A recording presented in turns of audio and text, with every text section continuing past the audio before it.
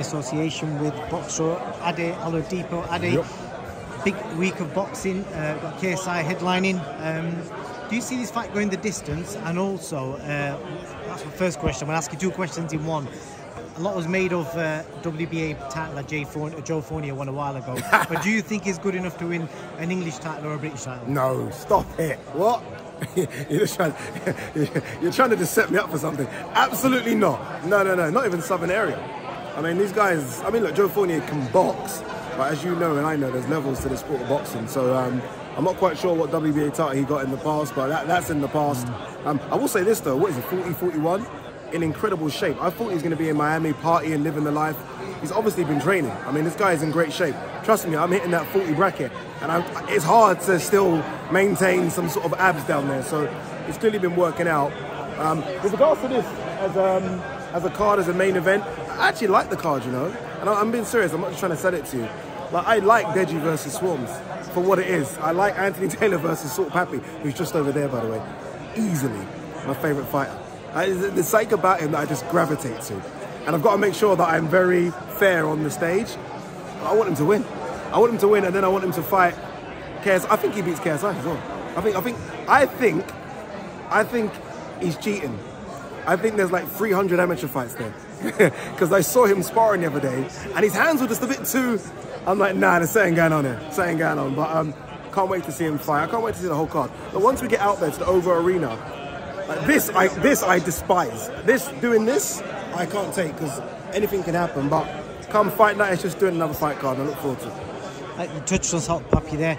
Does he stop Anthony Taylor? Because that is the biggest question on everyone's lips. Something that Tommy Fury couldn't do. Idris Virgo couldn't do it. Idris Virgo, we know, jacked. Experienced pros. Bruv, if he were to stop him, jacked as in muscular. Not jacked as in been taking stuff. Look at you. Okay, just jacked. Just want to clarify jacked, that. Yeah, now jacked as in he's been drinking his protein shake. That's what I mean. And eating his food. If he stops him, statement. You know what it is? You know what the dream scenario of this whole thing would be? For Salt Pappy to have a real professional fight against someone. Like for the crossover guy, the TikToker who does all the dance moves and all that stuff. For him to go over and have a real fight with someone would be incredible. So if he stops Anthony Taylor, then I want to see a real fight. I want to see him get in incredible shape and have a 6-rounder or 8-rounder. There's something special about him. Don't know what it is. There's something special about him. He could be the biggest. Imagine him versus Tommy Fury. That would be a mad event. He's too small. Yeah. I'm looking at him. Look, point the camera at him. Look. He's too small. It's unfair. Like Tommy Fury's a lot bigger. Like him versus someone.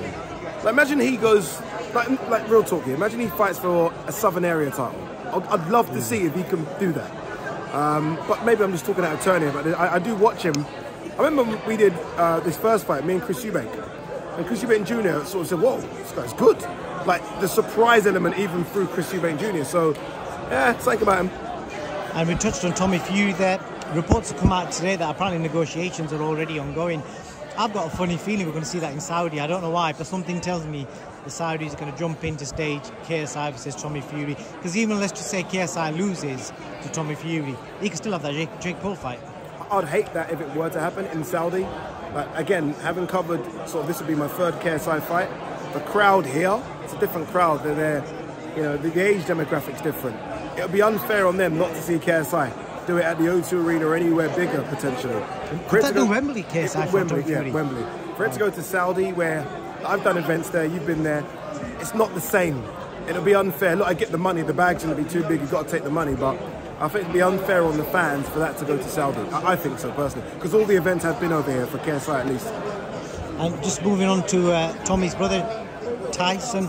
Tyson's come out today and basically said that all the media reports are rubbish. This talk of this big event in Saudi is false. What do you make of it? Or do you think that's just Tyson being Tyson, or there's nothing happening? I love Tyson Fury so much, but I do not trust anything he says. Like nothing. Like there's no trust to it at all. I'm not joking. If he says it were raining, I'd have to open the curtain. I wouldn't believe him. There's obviously some truth to it. Eddie's been out there and Eddie's spoken about it. So there's some truth. So it's a case of who do you believe? Do you believe Eddie, the promoter, or do you believe Tyson Fury, the fighter? Some might say neither. But I think there's something going on. AJ mentioned that he's going to fight Wilder. He's come out and said that. So clearly there's a Fury-Usyk conversation going on as well. Maybe Tyson just saying all this because they've not given him the right figure. There's been a lot of talk about Tyson Fury. What I love how you're moving the camera. Why are you just show people the crowd? You're moving the camera. Okay. No, I understand why you're doing that. Clearly, she's way better looking on camera than I am. If that's what you're saying. No, it is literally for the crowd. But this lady behind you, I think Tennessee Fresh fighting on the undercard. Yeah, Tennessee Fresh. She's fighting on the undercard. She takes on Paige Keiki. I know all these names. I don't know how have I turned into a hardcore, and I'm talking about people I have no idea. But it's going to happen. I think Tyson Fury just wants that check. He wants that number. And until he gets that number, he's going to deny it until the cows come home. So until he gets what we hear, 90 million, he ain't saying anything. Once he gets that number, then you watch how Tyson Fury turns into the promoter Tyson Fury again. Dominic Ingle said to me, AJ doesn't have much of a chance against Wilder, and he also suggested that he should sit out till December and just work with Derek James and plan for that fight in December. And the only way he beats Wilder is by putting it on him. If he stands off, he gets took out. It's difficult, you know what? As much as I'm the biggest AJ fan in the world, it's difficult when anyone says Wilder will beat AJ and me try and back AJ, because their last two performances would suggest that maybe, you know, Deontay Wilder hasn't really slipped a lot from knocking out Helenius, where AJ maybe there has been a bit of a backward step. I don't believe they should sit it out. I think AJ needs activity. You can do fight camps and all that, but you need a fight camp leading into a fight, and I think AJ should have had that summer fight. It doesn't have to be against a killer. I think now we've kind of accepted, after watching the Franklin fight, that AJ doesn't have to fight a top 10 guy. I think people would say, okay, he needs work. I don't think you wait it out until December. AJ fights once a year. It's not enough. It's not like any sportsman doing something once a year. You're going to get rusty and lose what you have. So, no, I think AJ should fight in the summer. With regards to AJ getting knocked out, it's difficult. If Wilder's going to win, he knocks out AJ. It's not going to have points, is it? So that's the likely outcome. But I'm praying to God it isn't. I will go back to Nigeria. I will get out the juju dolls. I will do everything I can to pray that that doesn't happen. And just for the fight screen, just a quick one. Do you think all these TV deals and, you know, the zone and these big lucrative contracts AJ's involved in, will that ruin his progression and his ultimately his legacy in the long run? Well, look, the zone aren't happy about it. I think Joe Marcosi come and said that's not part of the plan. So, but, who's the captain of this ship? Is it AJ? Is it the zone? Is it the Saudis? Is it Eddie? Is it 258? It should be AJ. AJ should be the one saying, this is what I want to do. You know, it's not that I said this on my video the other day. The wolves are not at his door. AJ ain't broke. The bailiffs are not knocking. It shouldn't be about money. It should be about your legacy and wanting to have a bit of get back. And I think if I'm AJ, I want this big fight in the summer and then a big fight Wilder, Saudi. That's what I think he should do. Last question. We'll keep it short. Carl FROCH has come out and said that he beats Canelo in his prime. What do you say to that? Absolutely. Ooh, 168, Carl. You know what, yeah? 168 Carl versus 168 Canelo. I'm going to say Carl too big, too strong. I'm going to say Carl too big. Look, people sleep on Carl, you know. Yeah. Carl's resume at 168, frightening. Like, Carl would have beaten Billy Joe, Caleb Plant, Callum Smith. He would have beaten all of them as well. Oh, God. Carl.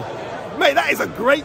I wish we had longer time. That's a great one. How have you asked me this on the last question and I've got to go? I thought we had 15 minutes, but it's cool. No, we don't. I've got to do this. I've got to do my thing now. Watch this. Watch magic happen for an hour. Thank you.